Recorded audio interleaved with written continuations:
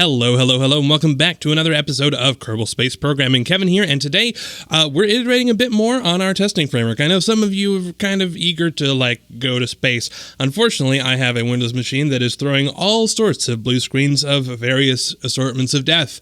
So this is what we are sticking with at the moment. Now, since we last left off, I have gone ahead and added 2 additional assertion functions. This is what we were largely working on before. We had gone through and we wrote assert and we wrote assert false, and we used the 2 of those to test the other ones. Now you may notice that the tests are actually missing because I've moved the tests into a different file. But I've gone ahead and added an assert equal and an assert not equal. So when we're going ahead and we're writing our test, we're writing something, we can say I want to assert equal, something, and then I can say, well, I expect the thing I expected it to be. So I can say, assert equal ship name awesome ship or whatever. And then it'll go ahead and fail, and it'll fail with a message expected ship name, expected, I don't know, my vessel to equal awesome ship, or not equal if that's what we are using. So anyway, I'm going to go ahead and show you the test function now, or the test file. Now I've actually split up this. I have all of these additional tests. So there were 3 that I wrote to drive the development of the assert equal, and 3 that I wrote to do the not equal. All of which means that this is a very long file. There are 140 lines here. And I've encapsulated this a little bit, so I have local run suite is a function that just calls calls all of these other functions that are part of our test suite. And then we've got each of these, so test assert can pass, test assert can fail, which is the stuff that we wrote in prior episodes. You'll note at the very top here that instead of saying run kunit.ks, I'm actually using this run path command. Whoa, I can type. Now this is very exciting. This is something that we get with KOS version 1.0, which I'm still operating on. I believe it should be out very, very, very soon, if it's not out by the time you're seeing this video.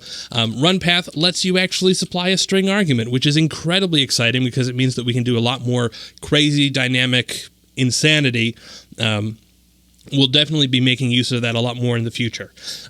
But anyway, so this is the test file, and it goes ahead and it runs all of these specs. At the very bottom, after we've defined all of these tests, we say run suite and then print passing when we're done. So if I go ahead and run this, there we go, passing. All right, so everything worked. And then if I were to go ahead and say assert not equal but change, we could see if I break this.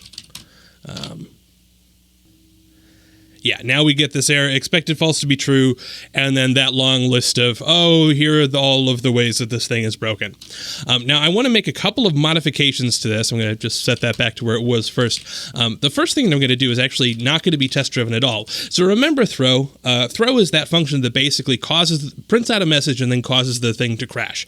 And that was an important thing because we wanted to be able to know when an assertion failed. We wanted it to stop executing there so we could at least try and trace back to what the problem was. But one of the issues with that is that we weren't able to really test anything inside throw. And so there's this bunch of untested, not a bunch, but 3 lines of untested code that could be problematic. So what I'm going to do instead here is I'm going to write another function. I'm going to call it crash. And all it's going to do is print out 1 divided by 0. And I'm just going to replace that in throw. Now, if we go ahead and if I copy that over and then I go back to the test and I run the tests, we're going to get the exact same. Nothing has changed. All that we're doing is we're taking the inline 1 over 0, and it's perfectly happy to do that. But what I'm going to do instead is I'm also going to add another test, because now it means that I actually can test throw if I stub out crash. So I'm going to say test throw calls crash. So I'm just going to write a new test, and we'll go ahead and just create that test throw calls crash. And this is going to have, let's see, doesn't need a parameter. What are we going to do? So we're going to go ahead and we want to assert crash was called, which means that at the top we'll have to have something like crash was called is false. And then we'll go ahead and say throw. And of course, if we were to try and run that, would not work. We'll actually call, whoops. Yep, that's a typo on my part. Is that we'll go never mind. I need to put that there. We go ahead and run this, and then we'll get like a real error. Number of arguments didn't match. Yeah, throw, because we need to give it some sort of error message that we expect. Error. There we go. And okay, so we get now it crashes the system, which is not necessarily what we want. We want to actually stub out crash. So I'm going to go ahead and I'm going to say local underscore crash is what crash is right now. And then we'll say set crash to something different. In fact, we don't even really care that, well, actually, no, we do care what it does. We'll say it says set crash was called to true. And then when we're done here, then we'll set crash back to its original. So we're just using this underscore crash to save the original function. Then we're overwriting the function. Then we're setting it back to the original. We go ahead and run this. And we get error, but it's passing, which is a little confusing. That's because throw is calling crash and the test does pass, but it's also actually printing out the message, which is fine. So I'm going to go ahead and say this message should be expected. And we'll just know when we're seeing that, all right, that's fine. It's part of the actual passing part of this test. But this means that we have a little bit less code that is not under test, which is generally a good thing. I'm going to go ahead and shorten this up just a tiny little bit. And let's see, yeah, we'll just go ahead and do that. Keep this thing nice and tiny and clean. Just double check and make sure I didn't do anything stupid, run the tests, and yep, everything is entirely fine. But now I want to start tackling some of the ugliness that is this very terrible 150 lines of test code to test, 22 lines, less than 22 lines of actual of real code. That's a little bit frustrating, and in particular, I don't like that we have this whole run suite that has to call all the functions.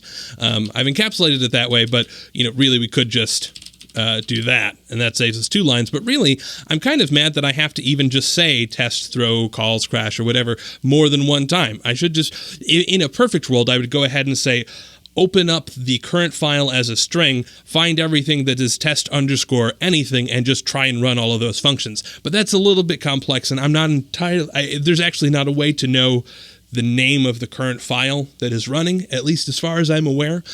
So instead, what I'm going to do is I'm going to propose a different type of syntax, and I'm going to create a new test for it. I'm going to say local test runs test, which is the worst possible name. I need an is there. It's an absolutely terrible name for for a test, but to be honest, this is exactly what it is doing. So I'm going to go ahead and say local test ran test is false, and then I'm going to go ahead and say assert test ran test. And and I'm going to go ahead and write this code in the way that I would like it to exist. Not in the way that, and we haven't written anything. I suppose I could also add this to the test suite. So test runs test. But I'm going to write the syntax, and this is what I would like to do. So I want to test some behavior. I want to pass it a string argument, and then I want to pass it a function argument. This is what we get. This is one of the things that's really exciting about being able to have these anonymous delegates, that we don't have to define these functions elsewhere and then use the @ sign to refer to them. We can actually just define these things in line. So I'm going to say test some behavior, and instead of making some assertion, ideally I'd have basically this would be what a test would look like. So I'd do my local setup stuff, and then test things, and then assert something. But all that I care about right now for this behavior is that it actually runs in here. So I'm going to go ahead and say set test ran test to true. And there we go. That is my test runs test function. I'm going to go ahead and run that. And yeah, it's all sorts of angry right now, which is entirely fine. I think it's angry because I've been running some other examples, but basically it's mad because there's no such thing as test. There's no such function called test. So I'm going to go ahead and go in here. I'm going to write it. So actually, I'm going to go ahead. I'm going to use that global syntax. Global test is that. We'll go ahead and copy that in, and we'll go ahead and run our test again. And the number of arguments didn't pass, which makes sense because what we're doing in our usage here is we are passing it 2 arguments. So I'm going to go ahead and change this. I'm going to say parameter name and then a function. And we'll copy that over. And expected false to be true. We expected test ran test to be true. It was not true. So, all right, well, why not? Because we're not running that argument. Well, so all we have to do here is run the function that we've got. That's all the test is going to do. It is a really stupid, simple function at the moment. But there we go. Now our test suite is passing, and we can actually use this whole syntax to run our test. So, for example, if we take this test throw calls crash, I can go ahead and rewrite this. I'm just going to say test throw calls crash, which I can now use spaces and be more expressive about what I'm talking about, not have to worry about underscores and make sure that it's a valid function name and stuff. And then I can just do this, and then I can add this here. And if we go ahead and run this, nope, now we have some sort of error. Why? Test throws calls crash. Oh, right, because I forgot to remove it from here. Whoa, what did I do? I think I just accidentally quit everything. Alrighty, wonderful. Things are going incredibly well, but okay, let's go ahead and run it again. There we go. Okay, so that is running, and just to verify that this is running, I'm going to go ahead and say change this assertion to assert false crash was called, just so we make sure that we actually do have some sort of catastrophe. Good. So despite the fact that we don't have this in some sort of crazy sweet thing, it is going to go ahead and run it right away, which makes sense. But we can now also have this descriptive stuff, which is better, I think, because what we could have done is we could have just gotten rid of all of this, and we could have just gotten rid of these test names, and we could have just had this very long line of all of these sort of sequential steps and just said, hope the whole program doesn't crash. I really like the thing that is great about these function names is they do tell you what the thing is testing, but it doesn't mean you have to type it twice. Now that we have this test function that just takes a description and then takes a function and then runs the function immediately, now we can have the description of what's supposed to happen, and we can actually have the function, so we get kind of the best of both worlds because we don't have to reference it twice. So I'm going to go ahead and really quickly clean up this entire code base and make it look better so that we're using this test function for all of our code. Alrighty, now I should admit that I actually cheated a little bit. I've kind of done some of these steps that are massively refactoring already, sort of in advance. So if you see a little bit of things that, like this test function was called, where I think we called it something else when we were live coding it, that's because I kind of already, it's kind of, cooking shows when they're like, and here's the one that I pre-baked, and we'll move on. But we have effectively the same thing, throw calls crash, and we've got all of these tests now, and we don't need to have this suite. Now we've just got print passing, and if I go ahead and run this, to do, messages to be expected, passing, everything is wonderful. Hooray. Now, one other thing that is really frustrating, though, is that this is still, close to 150 lines of code, and a lot of it is this really ugly crash, these really ugly replacements. So we have where we take a function that exists like crash and we say, okay, we're going to store that off and then we'll replace it with something and then we'll put the original back in place. I don't like that syntax. So I'm going to write a new test, and now I don't have to add it to some suite or anything. I'm just going to go ahead and say test, stub allows stubbing of functions. Not functions, but delegates. And I'm going to be a little bit liberal with this test, but let me explain what I want to do. So if we look at the example down here of crash and crash called and setting crash to underscore crash and blah, blah, blah, which is all sorts of confusing, I don't like that. What I would rather do is I would like to be able to say stub crash and then just give it the thing that I want to do instead. So in that case, it'd be set crash called to true. And then just have it handle it. And then when I'm done with using the fake one, I would just like to say unstub crash. Now, unfortunately, because of the way that functions work, if I pass crash in, I'm passing in the function value. And so I can't write some sort of function called stub that's just going to go ahead and replace the global crash. You could potentially pass it the string name and then have it write some stuff out to a file, but that's crazy talk. So what we're going to do is instead I'm going to say set crash to stub crash, and then down here I would say set crash to unstub crash. Now, it'd be my job to actually write these functions. What I'm going to do first here is I'm going to say, let's imagine that we have some sort of local foo that's just an empty function. And if I say set foo to stub foo, which is just we're going to put our fake in place, and I'm going to say that the stub is going to be set stub calls to stub calls plus 1. So imagining that we have some sort of counter that's going to track how many times the stub gets called, and then we call foo. And then I'll go ahead and say set foo to unstub foo, and then we'll call foo again. Now I want to test what happens. So if we look at what happens here, we have foo that's some original thing. We don't really particularly care what it is for this test. But we say, okay, we're going to replace foo with something else that's going to just increase the stub calls. So we'll have to have some sort of local stub calls is 0. And I'll say let's also have a local foo calls is 0 so we can check how many times the original was called.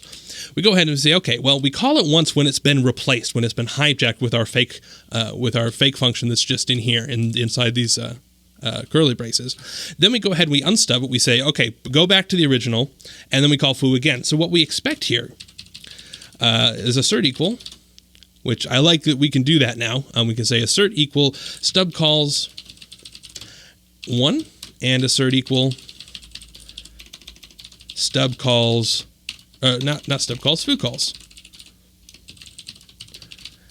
So by the end of this, both of these should have been called. Well, actually, let's make sure that foo actually updates stuff. So foo calls to foo calls plus 1. So that both of these should have been run one time. We should have run once with the fake, this first one, and then we should have run with the real one after we unstubbed it. So if we go ahead and try and run this, we're going to get a whole bunch of errors. So let's go ahead and get in the process of writing this stuff. So, yep, no such thing, blah, blah, blah. The error message is a little bit different because I've run versions of this before, and so it's saying I can't run this from the last time you ran it. So it's mad about there not being a function stub. We'll go ahead and copy that over. And number of arguments didn't match. Well, that's to be expected. So we have parameter. What are we passing? We're passing in the original, and we're passing in a fake. Good. Save that and copy. Go ahead and run. And now it's mad because it's trying to call foo on a non-invocable object. Well, that sort of makes sense. So we set foo to the result of calling stub, but stub doesn't return anything. Well, what should stub return? Well, stub should, because we're setting it to foo, stub should return that fake thing. We're passing it in that I want to stub the original, this thing here, and then I want to replace it with this. Well, then we need to return the replacement. So, okay. Go ahead and do that. And now it gets mad because unstub doesn't exist, which is fine. We'll go ahead and write that. And copy that over and run. Declare arguments didn't match as well. Parameter. And now what is actually being passed in here to unstub? Well, what we're actually passing in is the fake implementation because we've set foo to be that fake implementation. What we're actually going to use this for is we're going to say, all right, when we're stubbing, we're passing it in what it originally is, and we're passing it in the fake. When we're unstubbing, what we're going to say is I'm going to pass you the fake. Give me that original back, please, so that I can set it back to foo. So parameter that it takes in is actually the fake parameter, even though it says foo. So we'll go ahead and run that.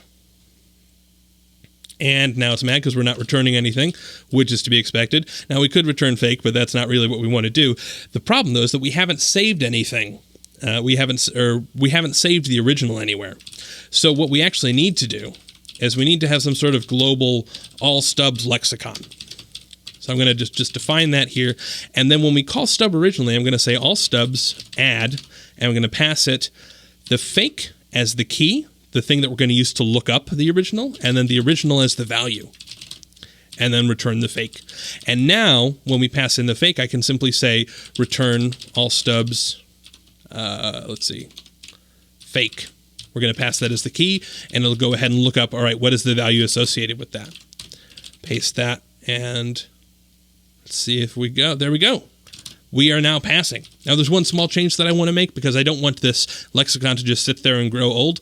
I actually want to go ahead and save this. So local original is all stubs fake.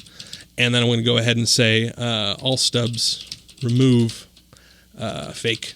So we're just going to remove that from our dictionary, and then we'll return the original. And of course, it's not going to change the test. This is just something that I wanted to throw in there to sort of keep things a little bit clean. But now we have this cool stub thing. And if I go ahead and say, we look at, how, take this crash as an example, we can start using stub and unstub.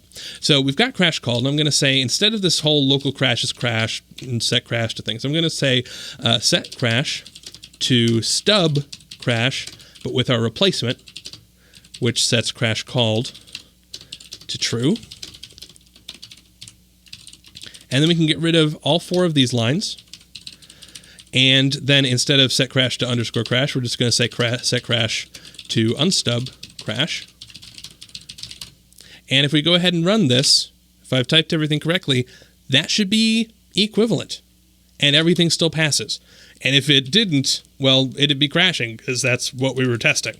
Now, I'm going to go through and rewrite stuff again to basically take all of these methods because we've got a whole bunch of cases where we are overriding throw so that we can see what sort of message came into throw. And these are 5 lines in all of these tests that we can just replace with a single line now because we have this stub method. So I'll be right back. I'm going to go ahead and swap all of those out.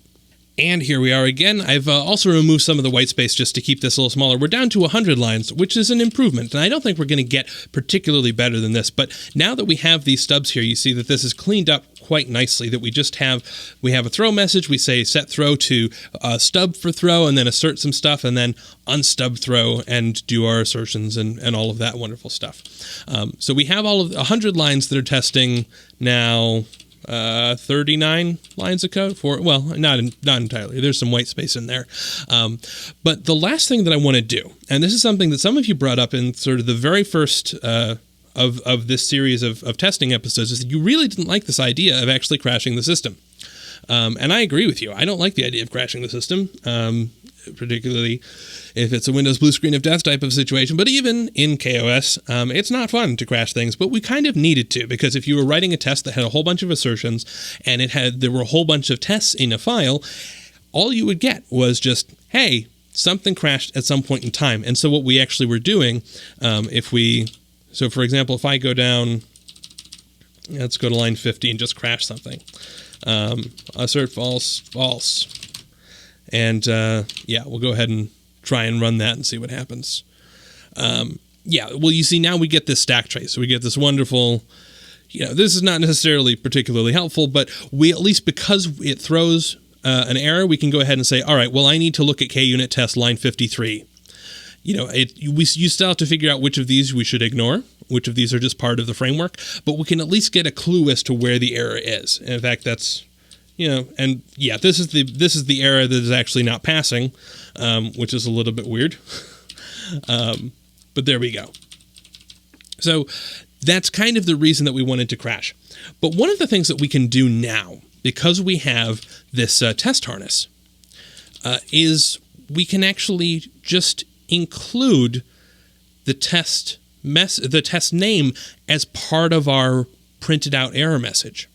So what I want to do now is I want to make a small change to this test function. So we've got this test function up here, which has moved around a bit during this video. I apologize. I'm going to go ahead and pull this all the way down to the bottom. And remember, all that it did was it took in a name and a function and then just ran the function. So it didn't even matter. It just ignored the fact that there was a name entirely. I'm going to do something a little bit weird. So we've gone through stubbing. What I'm going to do here is I'm actually going to use that original saving our stubs thing. I'm going to go ahead and say local, local underscore throw is throw. And I'm going to just do something a little weird. I'm going to go ahead and say set throw to a new function. And that function has to take a parameter because throw takes a message.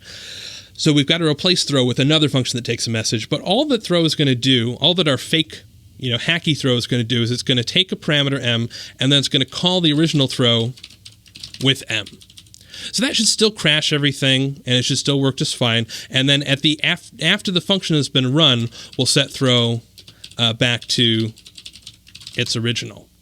So we're just sort of hijacking it really quickly, but we're not doing anything. We're just putting a little function in between, and that's all that I want to try and do. So if I copy that over and then we go ahead and run our tests, everything should still pass. Hopefully, unless I've done anything dumb. Yep, and we see this message is to be expected, which is what we expected. If throw were broken, that would not happen. But now we have this little fun thing. I can go ahead in here, in part of my tests. I'm going to go ahead and write a test. I'm going to write a test about the test function. I'm going to say test. Let's see. So we're testing that test. Test failures include the name. Include the test name. And I'm going to write an assertion. That's the first thing I'm going to do. I'm just going to assert message. I'm going to say assert equal message. And what do I want the message to be equal to? I want the message to be something a little bit more descriptive. I want it to be something like example test and colon plus new line plus, let's say, 2 spaces, and then the actual error message. So we'll say example error message. This is what I want it to be.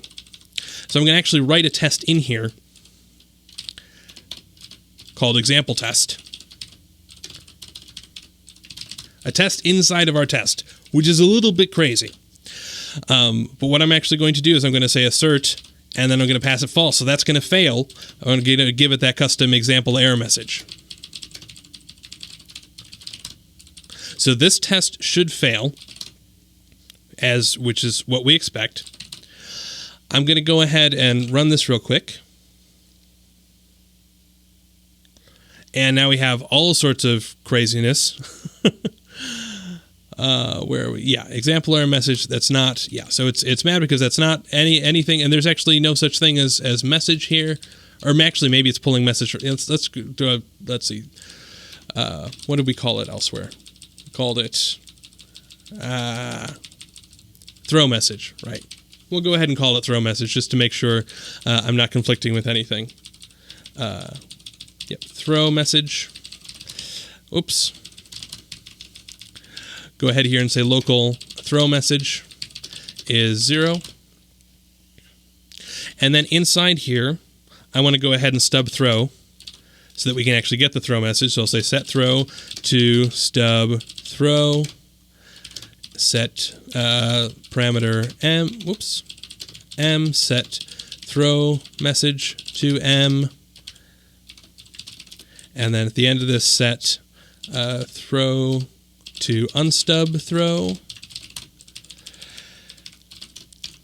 And if we test this now, okay, now we're getting errors. And you see, this is a little bit frustrating. Now, it is trying to print out the error message, but because our stack trace has gotten so deep, there are so many places where it's tracking like, oh, this is where some stuff happened.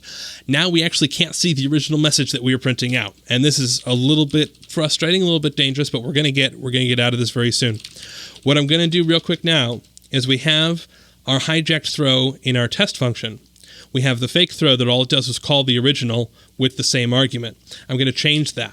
I'm going to go ahead and say we're going to throw the name plus a semicolon plus a new line plus 2 spaces plus the message. And if I've done things correctly, which is always a big question, I have not done things correctly. All right, well, I typed something wrong. I got myself all sorts of confused.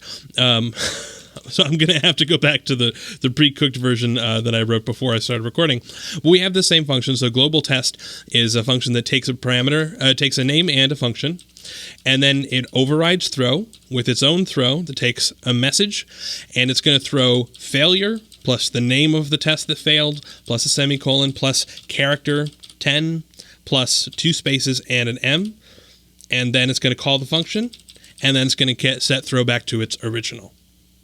Now, over in the test world, we have here we go. Test prepends test name to error. So we have local throw message is whatever. We stub out crash because we actually need to stub out crash because we do explicitly try and throw things with an unstubbed crash. So we set throw to a stub that just grabs the throw message out.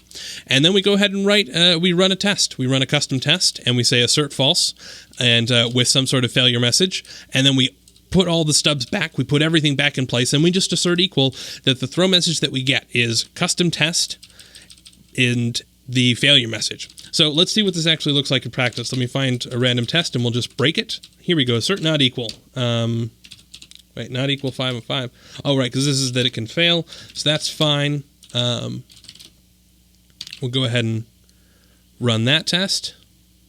Oh, nope. What did I do? Yeah, I think I'm still running on an old version of one file. There we go.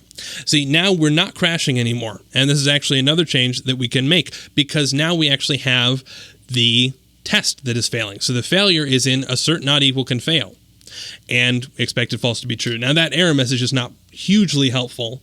If we go back and we undo, okay, assert not equal there.